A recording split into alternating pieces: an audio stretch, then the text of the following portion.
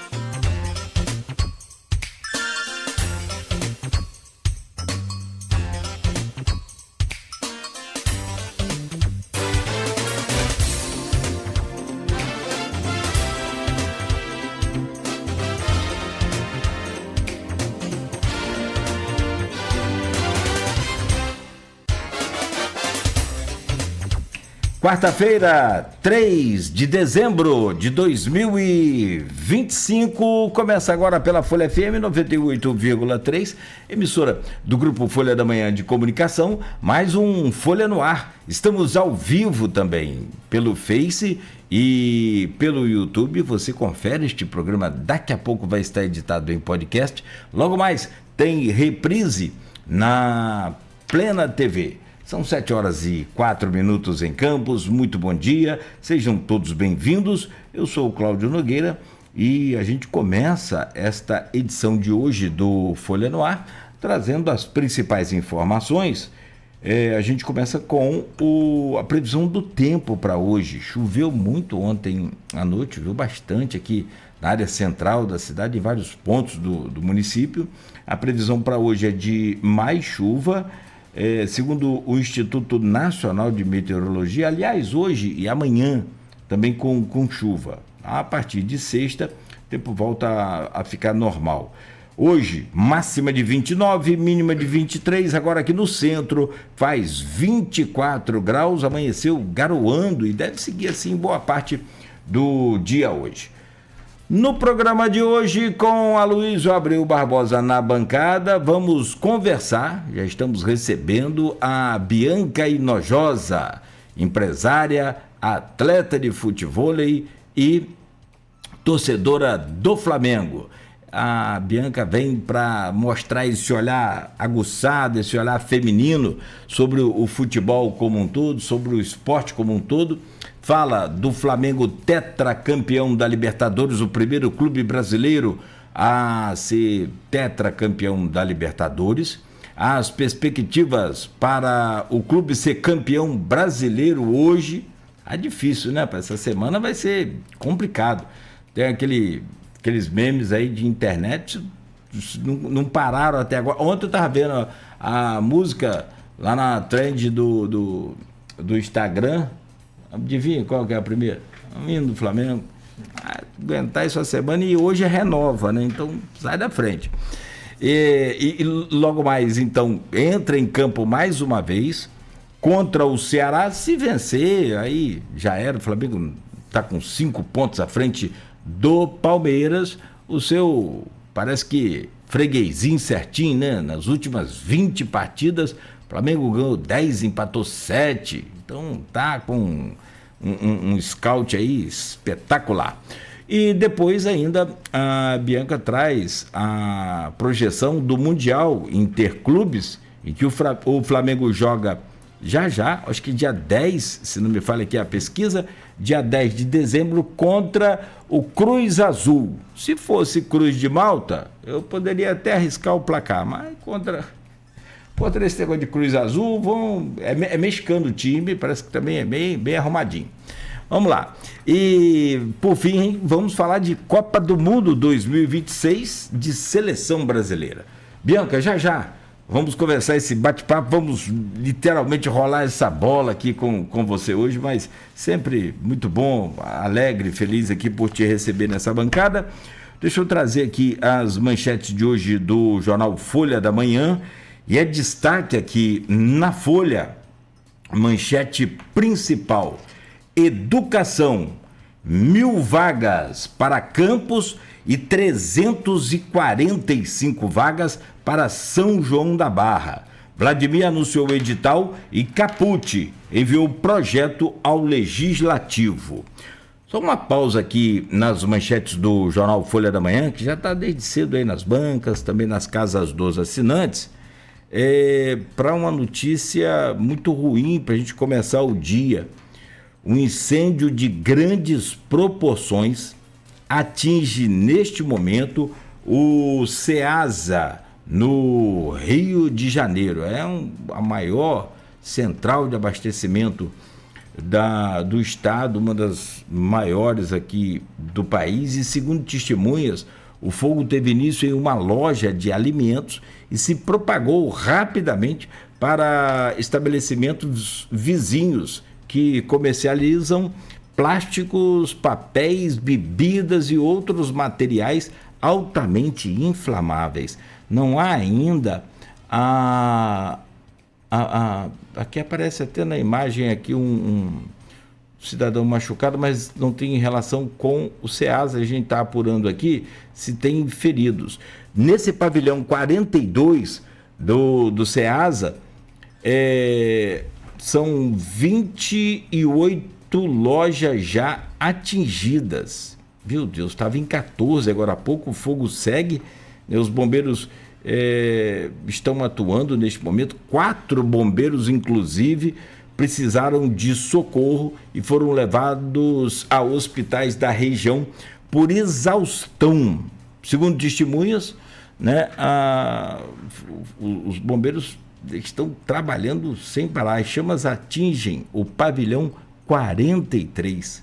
Então tem muito hortifruti granjeiro, mamão, coco, manga, milho, abóbora, melancia, essas coisas todas. E, né, tem as imagens aí já circulando pelas redes e não são nada bonitas. Então Tomara que o Corpo de Bombeiros consiga conter lá o mais rápido possível a propagação aí dessas chamas e o incêndio como um todo. São 7h10, mais notícias daqui a pouco ao longo aí da programação. Yara Cíntia fala sobre fim do 14º salário em São Francisco após reclamação. É destaque aqui no ponto final do jornal Folha da Manhã, no impresso de hoje. Ainda na capa da Folha, ataque a tiros deixa 2 mortos em Guarulhos. Após tetra, Flamengo foca na reta final do Brasileirão. Ônibus pega fogo e na BR em Campos. Nova regra para CNH é aprovada, agora sem autoescola. Vendas de Natal geram expectativas para o comércio local. Ainda adolescente morre ao ser atropelado no Parque Santos Dumont. Na Folha ainda, radialista Wellington Megahertz sofre infarto, segue lá internado, né, sob cuidados em recuperação naquele programa SOS Coração. Breve recuperação para o nosso colega, nosso amigo e companheiro de trabalho, Wellington Megahertz, que é da Rádio 97 FM. Vai aí a nossa solidariedade a ele sempre. Nildo dá prazo para Seascan sair do papel até 17 de fevereiro. Prisão de Bolsonaro não gera aprovação a Lula. São as manchetes de hoje do jornal Folha da Manhã. 7h12, para quem está no rádio, acompanhando naturalmente sem as imagens, estou acompanhando aqui em off as imagens lá do incêndio no Ceasa, no Rio. Qualquer novidade eu vou trazendo aqui, mas eu acho que o Corpo de Bombeiros já conseguiu avançar, né, e conter aí as chamas, né? Agora é só o processo de... Não, ainda tem chamas, mas já está bem menor. Na verdade, então, para quem está no rádio aí, é só trazer para você, a Bianca tá com o que eles chamam de manto, né? Vai fazer o quê? Hoje é assim, não tem jeito. Bianca tá com a camisa do Flamengo. Essa é uma tradicional do Flamengo, assim, do que eu acho menos feia, né? Do que eu acho bonita do Flamengo é essa daquela época do Zico, daquela turma ruim de bola que jogava lá. Bianca, bom dia, bem-vinda, parabéns pelo tetra e, se me permite, parabéns pelo brasileiro. Acho que esse é o 7º. 9º. É o 9º? Bom dia, bem-vinda.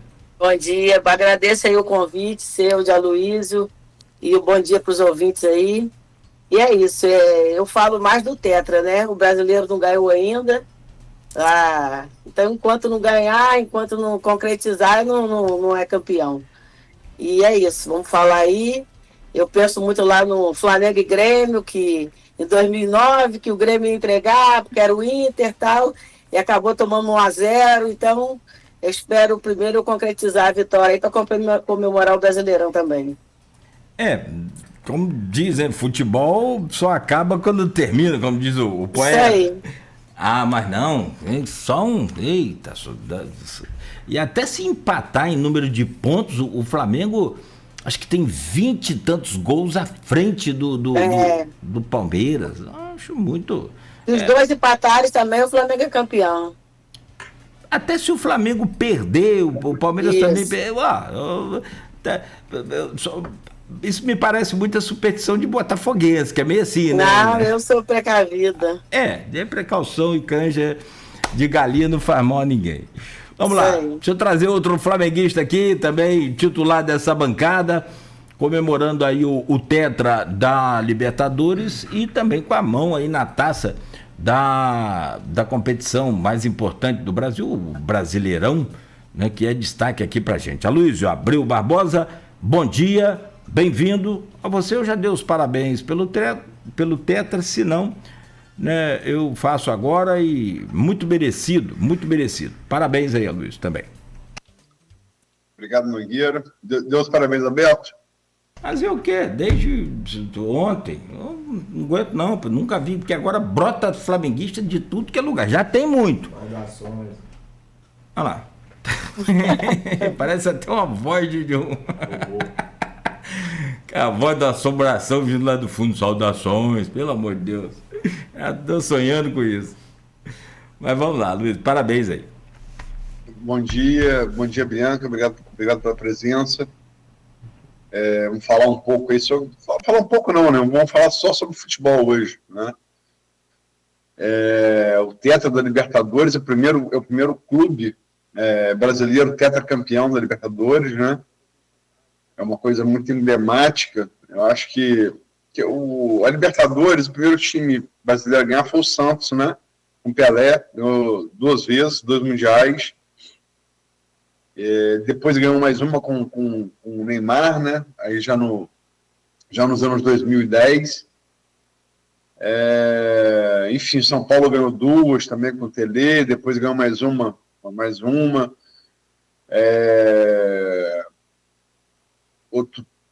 Palmeiras ganhou 3 também, enfim. Até o Fluminense ganhou em 2003. Até o Botafogo. O Botafogo tinha um time bom. Acho que o Fluminense foi mais assim, não sei se você concorda, um trabalho do Fernando Diniz que foi muito exitoso, né? Porque o time não era tão bom assim, né? Você parar para pensar, eu falo isso com o Nogueira, o Fluminense que perdeu a final para a LDU, 2008, né, Nogueira? Sim, 2008, Maracanã. Era muito mais time que esse Fluminense de 23, né? Se jogar os dois ali, flu-flu, né, um contra o outro, o de 2008 goleia o de 2023, seguramente. Conca, Fred, né? Enfim. Mas é o primeiro clube brasileiro e talvez seja realmente, na era pós-Pelé, o maior clube brasileiro, o Flamengo, né? Porque você vê que foi aquela geração de Zico que ganhou o primeiro, né? E agora essa geração aí conquista mais 3. Começa em 2019, né? E conquista mais 3. E também essa nova leva de títulos do Flamengo faz muito parte, também com do Palmeiras, do Fluminense, do Botafogo, fazem parte de uma leva diferente, em que os brasileiros disputam muito mais finais de Libertadores do que anteriormente, né? Como é que você vê essa evolução do futebol brasileiro na Libertadores e, sobretudo, a do Flamengo com esse teto até então inédito? Então, primeiro puxar isso, né? Que de 81 até 2019, como que um time, né, como o Flamengo não conseguia se ajustar aí para poder ganhar, ficar tanto tempo sem ganhar, né? E a gente vendo assim, né? Paulista ganhando, né? O São Paulo lá, Palmeiras, depois Grêmio também se destacou.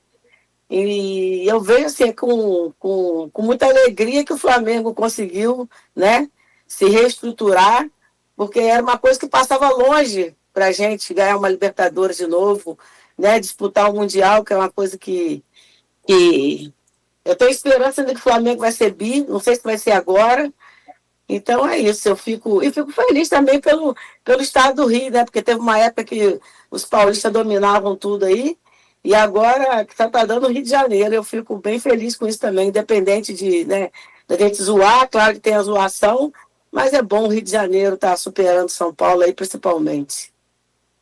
Tem zoação de tudo, né? Tem até tricolor que diz que feia a camisa do Flamengo. Tem até um grito no estádio, né? Camisa feia, cheia de cor, todo bobo que eu conheço é tricolor. Mas enfim, camisa... Parece camisa de palhaço circo mesmo, né? Cheio de cor, né? Grená, verde e branco. Quer falar que a do Flamengo é feia, mas enfim. Você acha que o jogo de domingo foi mais fácil? Vamos mudar a palavra. Foi menos difícil do que se previa? Eu acho que foi, né? Porque eles não tiveram perigo de gol. É sempre... mesmo achando que, né, o Flamengo superior, mas eu fui a Montevidéu, então eu tive o trauma de perder lá, que Pra gente, o Flamengo também já tinha ganho, porque Renato Gaúcho falou várias vezes, se tivesse um time como o Flamengo, que ele seria campeão de tudo quando o Flamengo estava lá ganhando direto do Grêmio. Então foi uma decepção muito grande. E eu realmente, quanto a Palmeiras, eu não acho que o Flamengo sofre tanto, né? Então eu estava com muita perspectiva lá em Montevidéu, mas com esse trauma de eu estar lá presente. Então o jogo de sábado, eu fiquei bem preocupada por isso. Porque é um jogo só, que todo mundo fala, é um jogo só, então pode acontecer qualquer coisa, pode o jogador ser expulso, como eles queriam a expulsão de Pulgar, entendeu? Que muda toda a situação do jogo, mas com a bola rolando em si, não foi tão perigoso. O Flamengo podia ter ganho de uns 2-3, Bruno Henrique perdendo aquele gol, Arrascaeta, podia ter sido até Samuel Lino também, podia ter sido um jogo mais tranquilo, a bola de Cebolinha na trave, e eles tiveram aquele perigo de gol lá, depois que já tinha tomado o gol de Danilo, quem é que Danilo tirou lá, e outra cabeçada ali, alguma coisa, eu não vi nada, né? Então, para mim, foi um jogo bem tranquilo, assim. Rossi não fez nenhuma derrota, porque Rossi salvou o Flamengo contra o Estudiantes, né? Estudiantes, depois contra o Racing. E ele não fez nenhuma grande defesa no jogo. Né? Eu não vi. Não fez. Fez não. É saída de bola num corner, uma bola que ele chutou ali, que disputou, mas nada que a gente fala, uma defesa excepcional não teve. Muito se falou ali nas oitavas de final da Copa do Mundo que o Botafogo vai jogar com o Palmeiras. O Botafogo tinha feito um jogo na retranca contra o PSG, acabou ganhando, e foi jogar com o Botafogo às oitavas, né, a eliminatório, e também tentou fazer o mesmo jogo, fechar atrás para explorar contra-ataque. E o Botafogo foi muito criticado por isso. O PSG tudo bem, o Palmeiras é de igual para igual. Você acha que o Palmeiras entrou em campo também como Botafogo contra eles na Copa do Mundo, assumindo uma certa inferioridade e deixando o domínio das ações para o adversário? Eu acho que assim, um pouquinho começou aí, né? Que mesmo sendo competições diferentes, o Campeonato Brasileiro, a caída do Palmeiras, isso afeta um pouco também. Aí teve a derrota para o Flamengo já no Brasileiro, entendeu? O Flamengo passa à frente, aí começa a aumentar a pressão. Aí o técnico disse que já entregou o Campeonato Brasileiro para o Flamengo, que ia apostar tudo lá na final. E não foi isso que ocorreu, porque se ele está apostando tudo na final, ele tinha que jogar querendo ganhar. Não foi isso que eu vi. Eu vi o Flamengo querendo ganhar. Eu vi aí uma disputa querendo uma bola. A gente estava falando antes aí, uma bola lá na frente, para poder os jogadores fazerem uma jogada que possa sair o gol, entendeu? Então eu vejo por aí, que foi um somatório aí, e chegaram lá, não sei se vou dizer de cabeça baixa, que é um time grande, mas que não deu em campo o que a torcida esperava, o que o técnico deles esperava. O Flamengo foi muito superior. O Palmeiras me deu a impressão de querer levar o jogo para a prorrogação em pênalti, né? Dava essa impressão, né? Mas pênalti, mas o nosso goleiro é melhor do que o deles. Ainda tem isso para completar. Quanto o Estudiantes foi quem definiu, né? Exatamente. Agora, muito tem que se perguntar, até para perguntar a Nogueira também, que, embora seja fluminense, gosta de futebol, a comparação entre os times de 2018 e 2025. Qual time você acha melhor e por quê, Bianca? Sei lá, é uma mescla. Tem jogadores que estavam melhor naquela época, né? E tem jogadores. Está falando da final de 19? Você falou de 18? Desculpa, 19. O time campeão em 19 com o time campeão em 2025, da Libertadores. Qual time você acha melhor? Eu acho que é uma comparação difícil. Tem muitos jogadores bons. Eu adoro o Everton Ribeiro, adoro mesmo. Entendeu? Então, eu sinto falta, mas a gente vê ali também um meio de campo hoje do Flamengo muito bom. Arrascaeta melhor esse ano. Não que 2019 ele sempre foi decisivo, mas hoje, além de dar os passos, ele também está fazendo gol. Bruno Henrique voando, como voava também em 2019. Gabigol, a gente nem sentiu falta de Gabigol, né? Que a gente é uma pessoa que Um ídolo também, né? Não é como outros ídolos que eu tenho, mas não deixa de ser ídolo, que deu esse título aí depois de tantos anos. Felipe Luiz de lateral. É difícil. Acho que pode se equivaler ali, pode ter um ou outro melhor. Rossi talvez seja melhor, mas é difícil. Eu acho que pode empatar aí, tá ótimo. E para você, Nogueira? Vou na linha da Bianca, claro que eu não sou bobo, mas gosto muito do Everton Ribeiro também. Acho que ele... E assim, às vezes é de confundir... Claro, tem que guardar as proporções, estou falando naqueles relances assim. Arrascaeta está voando, está jogando muito, está na plenitude da forma física, que eu olho muito isso, gosto muito de ver, observar esse potencial físico de cada atleta. Mas assim, o Flamengo de 2025, ele tem, me parece que mais, talvez solidez, porque ali foi o recomeço do que Bianca estava falando. Como é que a gente ficou tanto tempo com o Flamengo, sem ganhar uma Libertadores, tantos anos, eu imagino que seja se referindo ao potencial do clube como um todo, a maior torcida do Brasil, a maior do mundo, e aí pode explorar isso com uma arrecadação de todas as formas, enfim. Eu acho que talvez esse de 25 tem um pouco mais de solidez do time, um pouco mais de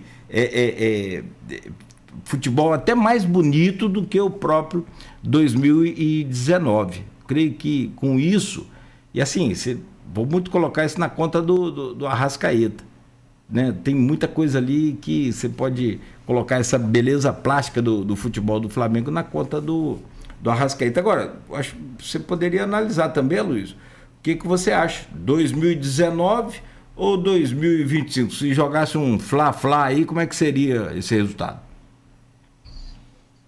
Depende. Eu acho que se o Flamengo 2019 fizesse o placar logo, venceria. Acho mais time o Flamengo 2019. Mas o de 2025 certamente tem muito mais banco, muito mais rotação. Com certeza. Você vê aquele jogo de 2019, tanto a final contra o Liverpool, final contra o River Plate da Libertadores, contra a final depois do Mundial contra o Liverpool, Jesus precisou mexer, e não tinha. Uma mexida naquele time de 2019, ele acarretava em queda muito brusca de qualidade. Isso não acontece hoje. É verdade. Sai Samulino, entra Cebolinha, né?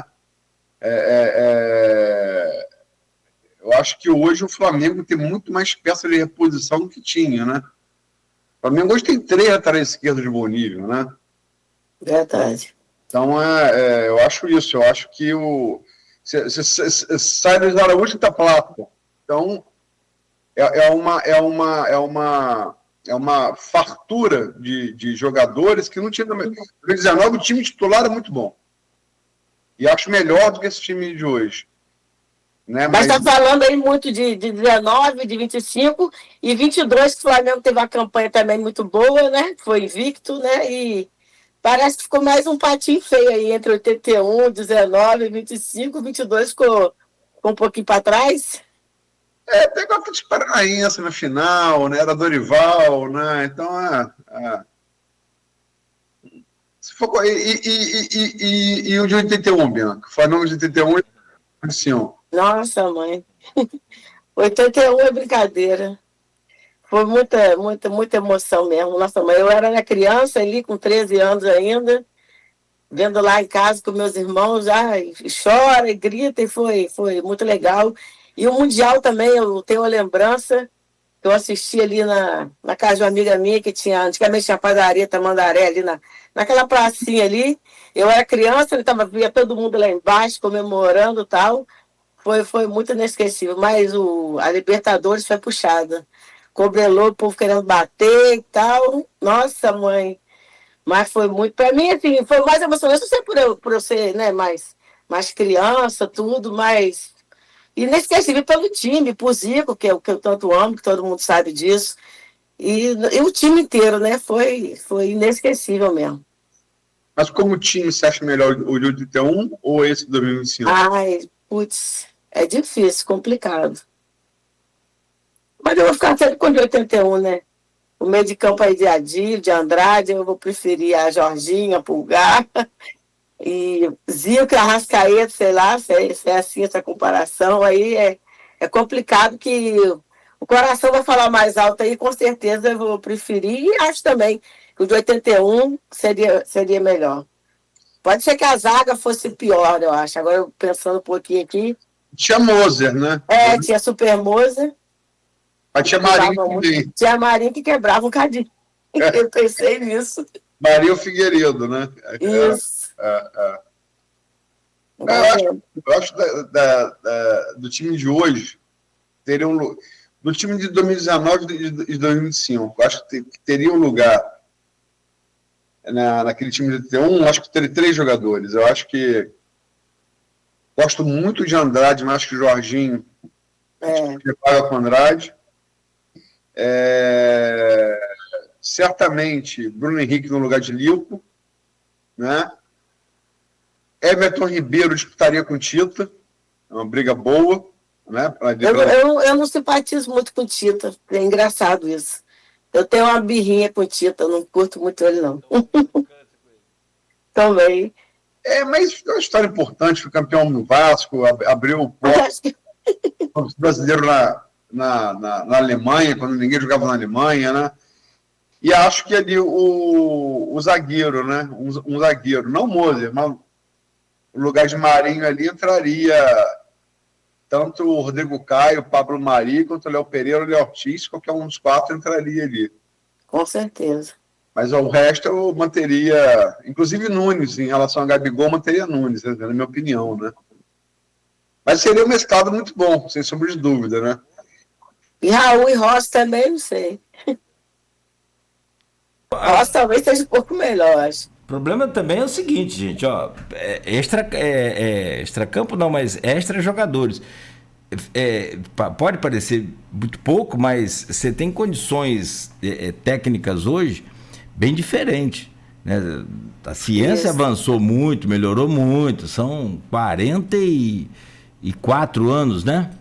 44 diferentes. A bola, o peso da bola é uma diferença gigante.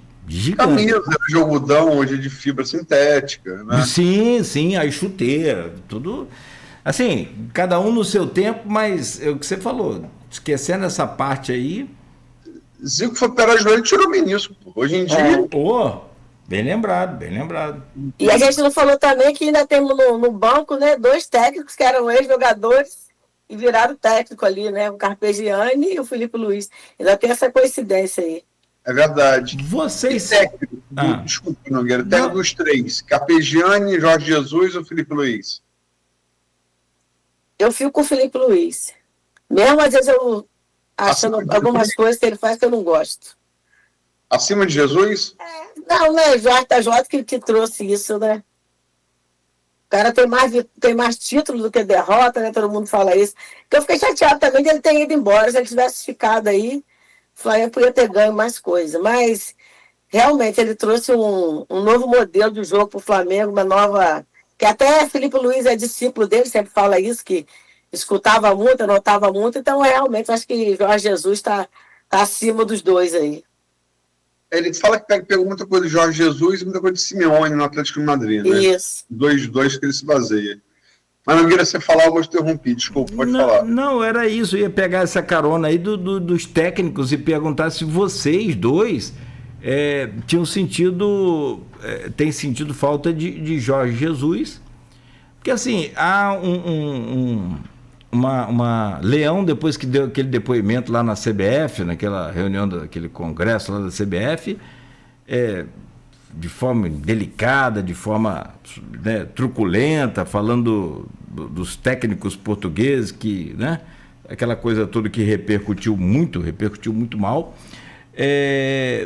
mas traz a evidência da carência que o futebol brasileiro passa dentro de campo e fora dele também, como com os treinadores.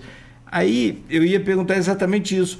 Valeu esse duelo entre Brasil e Portugal contra, né, o técnico português que está no Palmeiras? Você acha, Luiz, que venceu né, o futebol brasileiro também na parte técnica? Eu acho que, cara, sinceramente, futebol brasileiro, futebol português, isso é uma besteira entendeu? De xenofobia. Quem viu o Zidane jogar, aquela ali é o que a gente chamava antes de europeu, cintura dura. Vê Yamal jogar, vai falar que isso é europeu, cintura dura. Quem viu o Platini jogar antes, né? Enfim, vai dar isso, N jogadores, sabe? Ceviche, Raj, aquele dinamarquês, Michael Laudrup, jogadores assim, muito habilidosos, né? Eu não acho que isso é besteira. Eu acho o seguinte, o que o Jorge Jesus, como Bianca bem colocou, fez, o Jorge Jesus, ele inaugurou uma era. Isso. Porque depois de Jorge Jesus, todo mundo, até seu Fluminense, Nogueira, e todos os demais clubes, começaram a querer caçar técnico português e estrangeiro. Todo mundo, porque virou uma grife, né? Eu acho que, em termos de técnico, e a gente vai falar isso no próximo bloco, sobre a Copa do Mundo, está provado que havia assim, uma defasagem tática muito grande, que ficou ali muito patente depois daquele 7-1 ali de 2014, né? E Jorge Jesus, eu acho, em muitos aspectos, Jorge Jesus foi uma resposta tardia 4 anos depois de 2014. Onde ficou muito claro o baile que a gente tomou, não foi só técnico, foi tático, né? E ele foi uma resposta, porque aquilo, eu não sei se você se lembra, quando perguntaram a Guardiola, ainda no Barcelona, de Messi, Xavi e Iniesta, que estilo era aquele, o repórter brasileiro perguntou, isso era o que vocês faziam e deixaram de fazer. E nós passamos a fazer. Né? Então, eu acho assim que se você olhar hoje muitas equipes europeias, elas jogam num estilo que se convencionou a chamar brasileiro de jogo, né? Muitas equipes europeias, equipes de ponta. O PSG é um deles, né? O Luiz Henrique. É um estilo parecido, eu acho. O que você acha, Bianca? Não, eu estou pensando mais aqui em relação ao Brasil, assim. Eu acho que os técnicos envelheceram, não sei, né? Que começou a buscar e outros times também buscando, que era a mesma coisa, tipo, Dorival Júnior sai daqui, vai para ali, aí outro ali, são os mesmos técnicos, até Vanderlei Luxemburgo, entendeu? Ficou essa aí, não sei se eles não se renovaram, não sei como é um Renato Gaúcho, aí que pula do Fluminense pro Grêmio, é o Fernando Diniz que entendeu? Então acho que pode ser que esteja chegando uma geração aí mais nova, com técnicos melhores, e acabou que um buscou fora, deu certo, outro buscou. O Flamengo até nessa ânsia errou, né? Trouxe aquele francês lá que não foi bem, trouxe outro. Aí ficou esse desespero também que nenhum técnico do Brasil resolvia, né? E aí trouxe Dorival, que deu uma Libertadores pra gente, queria que ele continuasse, aí foi buscar o técnico lá do Corinthians, só porque o cara era estrangeiro, que o cara não ganhou nada no Corinthians, entendeu? Então acho que foi um pouco de culpa dos técnicos mesmo, de comodismo do técnico brasileiro, e agora está tendo que se virar aí, que correr, que criticar, como criticou, na presença do nosso técnico da seleção, né, uma falta de respeito total. Então, eu acho que isso foi mais erro aqui dos técnicos do Brasil, acostumado a ficar vai para lá, outro vem para cá. E aí, quando chegou essa leva aí estrangeira, agora estão tendo que correr atrás aí, para evoluir. Não, e também a gente, assim, o brasileiro conhece muito pouca história de tudo, inclusive de futebol. O Brasil foi campeão em 58, depois fez intercâmbio com técnicos húngaros e uruguaios aqui no futebol brasileiro. Não sabia. E os tristes, né? Inclusive no Flamengo. Não sabia não. O esquema de jogo do Brasil em 58 é um esquema trazido pelos húngaros que vieram treinar aqui no Brasil. Né?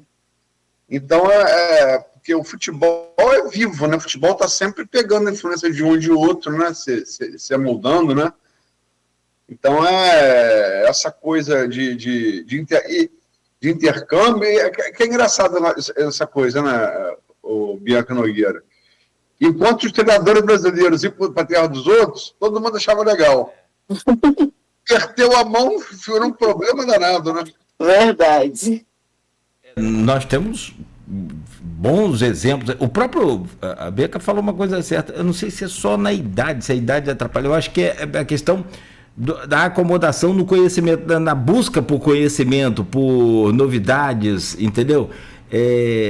Com relação a essa questão em comparação dos técnicos com o futebol europeu. Você fala da impressão do futebol europeu ser cintura quadrada. Se você está vendo um jogo ali de um campeonato europeu, lá, num momento, muda, né, para outro canal e tem um jogo brasileiro, você sente como se a gente estivesse jogando em slow motion, em câmera lenta. Eu acho que isso ainda é uma forma do futebol brasileiro encantar essa coisa, mas em termos de velocidade, o futebol europeu é a 1000 por hora e a gente está aqui a 50. E com relação até que estava vendo aqui Zubeldia, tentando fazer um scout dele aqui, não deu tempo não, mas de 13 jogos, apareceu aqui, ele tem no Fluminense, olha só, ele tem 7 vitórias, 3 empates e 3 derrotas, ou seja, aproveitamento de mais de 60% positivo. Então, assim, será que não é um recado para todos os técnicos brasileiros? O cara veio de fora, pegou um Fluminense que estava capengando aí no Campeonato Brasileiro e acertou? É verdade. Não sei. Sabe o que? Precisando aqui, o técnico é Bela Gutmann. Bela Gutmann foi treinador do Milan, treinou o time que foi a base daquela seleção 54, o Rover, né? E depois treinou o São Paulo, como depois vai treinar o Pearol também. Foi Bela Gutmann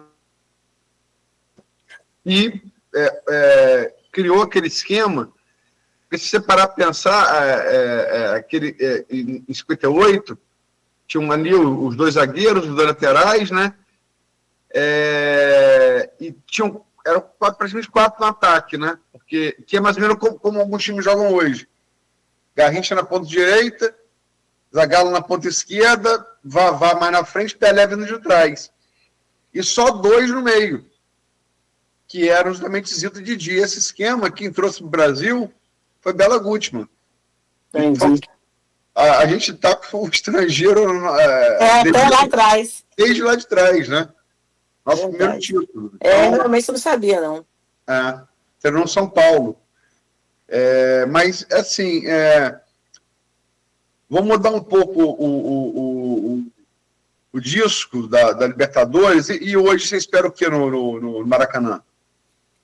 Então, primeiro, assim, a instalação, que eu estou vendo aqui, que acho que vai entrar com força máxima, né? Porque resolvendo hoje, melhora lá para o Intercontinental semana que vem, porque até anteciparia o jogo contra o Mirassol, já vi que vai antecipar passado, caso o Flamengo seja campeão hoje. Então eu espero a vitória, mas sempre precavida, que eu estou falando, do Ceará também. Está 2 pontos da zona do rebaixamento, então não vem para brincar, vem para se defender aí, para tentar pelo menos um empate e tal. Mas eu acho que com a força da torcida, com toda essa energia lá do Rio de Janeiro, da vitória, né? Lá em Lima, e com aquela chegada no Rio de Janeiro, aquela recepção maravilhosa. E pelo time em si mesmo, né? Independente de qualquer coisa dito, da energia, de tudo, o time em si mesmo, eu acho que tem grande chance de ganhar, de fazer um bom jogo, de ganhar com folga, tipo como ganhou do Bragantino, que aí vai ser aquele título mesmo para fechar e respirar, descansar, e partir para a semana que vem também. Mas eu acho que vai ganhar, sim. E uma coisa que marcou, e até queria saber a opinião também, além de sua, Bianca, de Nogueira, que tricolor, eu sei que fica olhando assim com os olhos assim, desejosos, né? Aí não. Igual aquele olho de cachorro naquele estrangeiro, sei. Tá ali piedoso, com fome. Não, aqui, para parar que eu tava lembrando aqui agora de 2-1 em cima de vocês aí de novo aí. Não, merecido. Tô brincando. Jogou bem. Que eu tava lá no Maraca. Ia lá. Você viu lá o jogo de perto, você viu como é que é, né? Não, o Fluminense foi bem melhor. Dá falando sobre o Cristiano. O que o Flamengo é com o Fluminense é uma coisa. E tem algo de tragédia grega, de pai e de filho. O Flamengo é muito maior do que ele parece ser com o Fluminense. O Fluminense é uma exceção. Verdade. Flamengo e Fluminense é o divã freudiano. Mas, enfim, como é que vocês viram a exibição da maior conquista do Flamengo, do maior título que o Flamengo tem, que, sem sombra de dúvida, é a sua torcida. É um negócio assim. A torcida do Fluminense apaixonada, do Botafogo, a do São Paulo, do Palmeiras, do Corinthians, mas, assim, o que a gente viu naquele Aeroflá é um negócio assim que... Verdade. E na volta, Saúl, que é espanhol, colocou. Parecia Nogueira olhando para o Flamengo. Ele olhou para aquilo ali e falou. E o cara jogou nos principais clubes da Espanha, né? Que é outro cara apaixonado por futebol. O espanhol é muito apaixonado por futebol. Mas, assim, a demonstração de afeto, de apoio e o número também, a paixão. Como é que vocês viram isso? Vou começar pelo observador. Pelo cachorro olhando o frango na... Cara, posso falar uma coisa? Eu tô muito alerta com esse negócio de inteligência artificial. Para mim, eu tô tipo assim, para mim tudo é inteligência artificial até eu comprovar que não. Ao contrário. Eu olhei aquelas imagens do Aeroflá, era uma quarta-feira, não foi? Ele é um dia de semana, eu olhei e falei, gente, isso aí... Foi terça-feira, não foi? Ou foi quarta? Foi terça ou quarta que é o Aeroflá? Terça ou quarta? Rapaz, foi terça. É um dia de semana, gente. Mas, cara, que depois que é campeão, é o que você falou, toda a torcida é apaixonada, e depois que é campeão, aparece botafoguense, por exemplo, de tudo que é lugar. Os caras, se fizer hoje aqui uma reunião aqui, não dá para encher uma Kombi, mas se o campeão... Mas não, o time estava saindo para ir para uma competição de igual para igual, favorito ou não, independente. Da onde vê esse povo todo? Aí fiquei olhando, rapidamente eu percebi que não era, para minha tristeza, não é, mas é a realidade. Assim, você que já viajou o mundo todo, você conhece, na época, década de 90, eu já falei isso aqui, você chega na rodoviária de um estado qualquer brasileiro, a primeira coisa que você vê de time de futebol, o cara com a camisa do Flamengo. Você chega no aeroporto, que aí pode ser outro nível, outra coisa, cara, tem gente com camisa do Flamengo. É uma doideira, no Brasil todo. Agora, aquela impressão que fica ali é assim, é de que a diretoria tem uma responsabilidade muito grande, não só em gerir a manutenção desses torcedores, que aí é com títulos, que aí é com time, que é com elenco, com investimento, perfeito, mas, sobretudo, extrair, faturar, ganhar dinheiro em cima dessa torcida apaixonada. Conheço gente que deixa de ter um determinado luxo ou uma situação de vida particular até melhor para poder acompanhar o Flamengo. Isso não precisa nem ir muito longe, todos nós aqui temos. Então, é esse tipo de paixão que o Flamengo tem que saber gerir e aproveitar e reverter isso em grana. E que dá inveja a qualquer clube brasileiro, aqui para nós. Quem é que não queria ter, qual clube brasileiro não gostaria de ter uma torcida desse tamanho, Bianca? É verdade. Aí vou pegar um pouquinho da sua pegada aí, de falar de tentar ter dinheiro em relação a isso, arrecadar com esse tipo de torcida. E muito se falou também que isso Aeroflá, como na volta o Fla-Flulia, são pessoas que não estão com grana também para ir no Maraca, aí que tem a oportunidade de estar com seus jogadores. Então, se fala muito nisso, que não tem mais a geral, né? Eu peguei um pouco, não peguei muito, mas a gente via jogo aqui, o povo levava urubu, tal. Era aqueles Geraldinos lá que era maneiro. Então, tem muita gente ali que não tem condições de ir no Maraca, então é a hora que ele pode estar perto, passar a energia deles. Se eles não podem dar grana, eles vão dar motivação, vão dar energia. Entraram dentro do ônibus. Eu não vi jogador nervoso, não vi jogador apavorado. A galera passa. Pode ser que Emerson Royal tenha ficado mais tenso um pouquinho, porque ele não está agradando muito. Mas em relação aos outros, e isso aí. Saúl, até Jorginho mesmo, né? Que até é naturalizado lá italiano, mas saiu cedo do Brasil. Até Samuel Lima.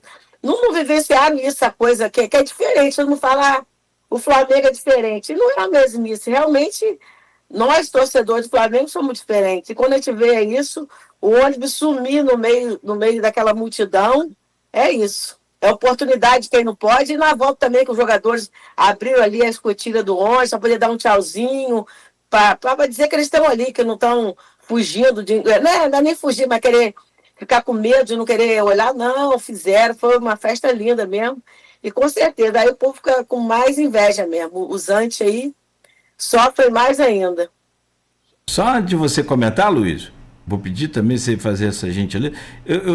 Eu te mandei até no direct, na hora que eu vi, mandei para você e disse assim, não me lembro de ter visto isso em lugar nenhum no mundo, alguma coisa assim, nem pesquisei aqui não, mas mandei lá no direct do Instagram seu.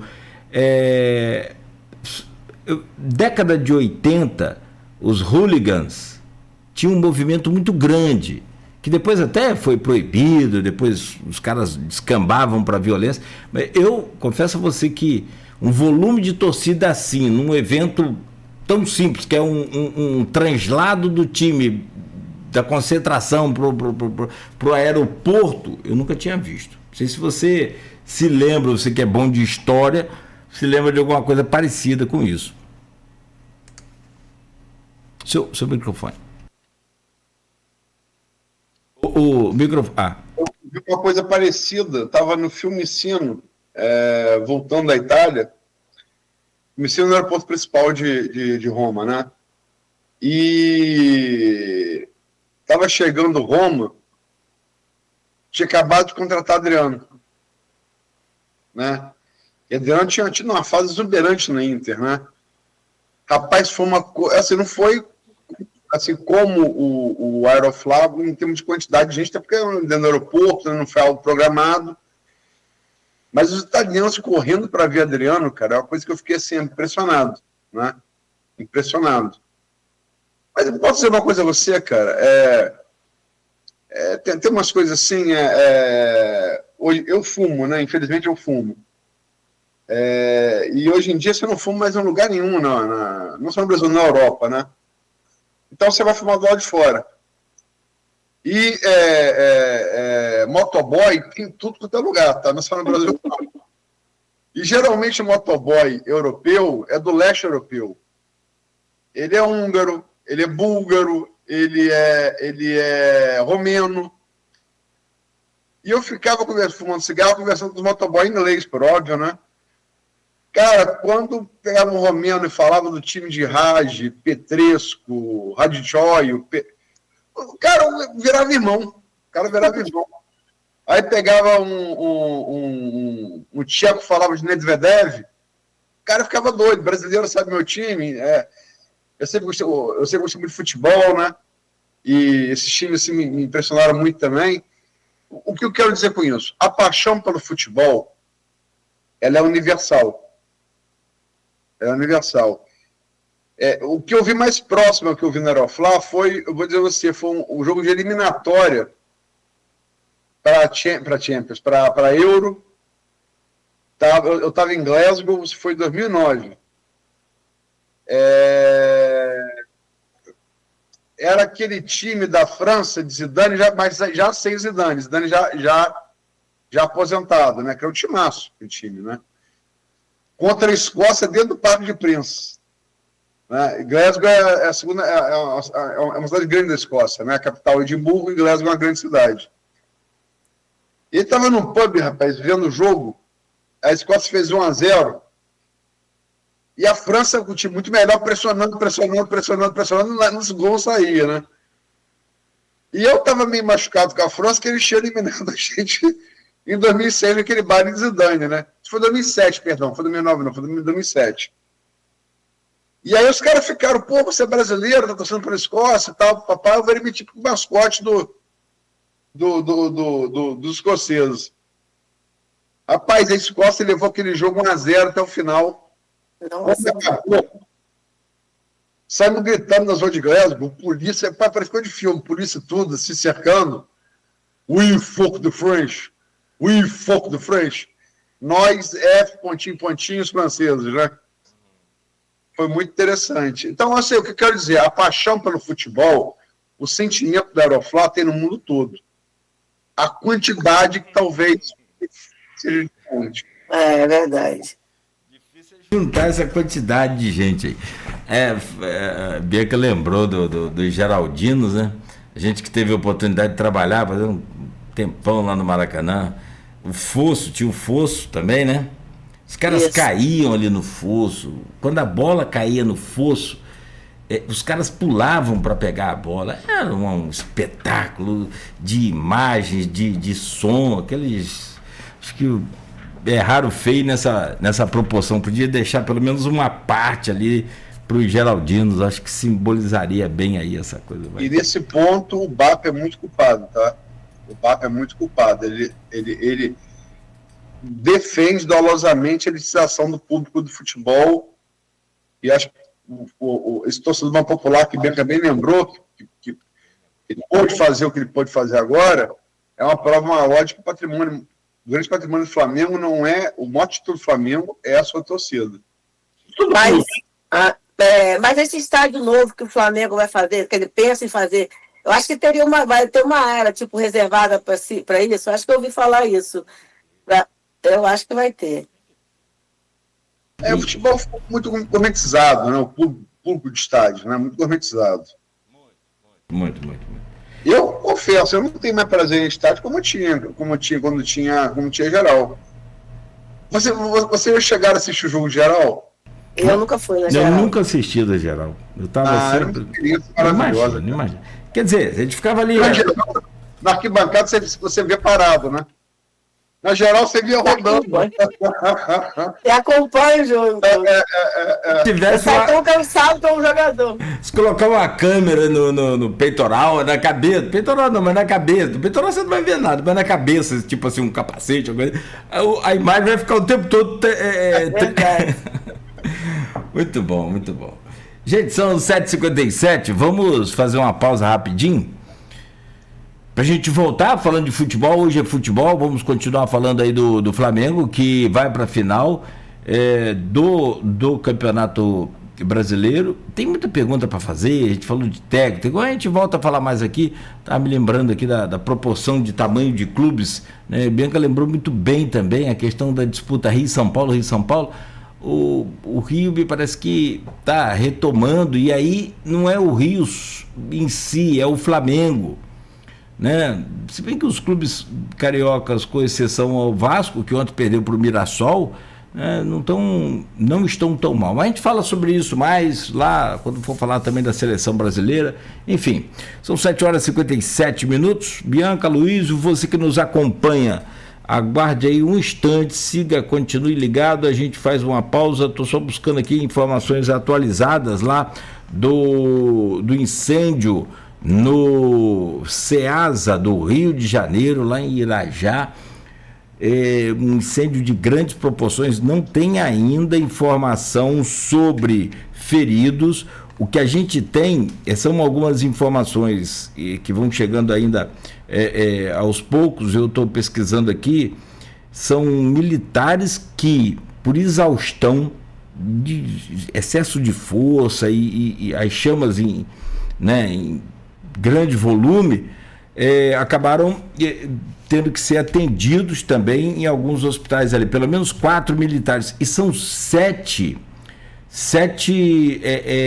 quartéis que tiveram que enviar os seus integrantes e viaturas, né, para atender a esse incêndio, para que a gente tenha noção do tamanho do que foi esse incêndio agora pela manhã no Ceasa, Rio de Janeiro. 7h59. Após o intervalo, de volta com Folha no Ar, no oferecimento de Proteus, Unimed Campos, Laboratório Plínio Bacelar, Vacina Plínio Bacelar e Radmed Diagnósticos por Imagem. Bom dia, seu Sérgio. Estamos numa operação contra furto de água.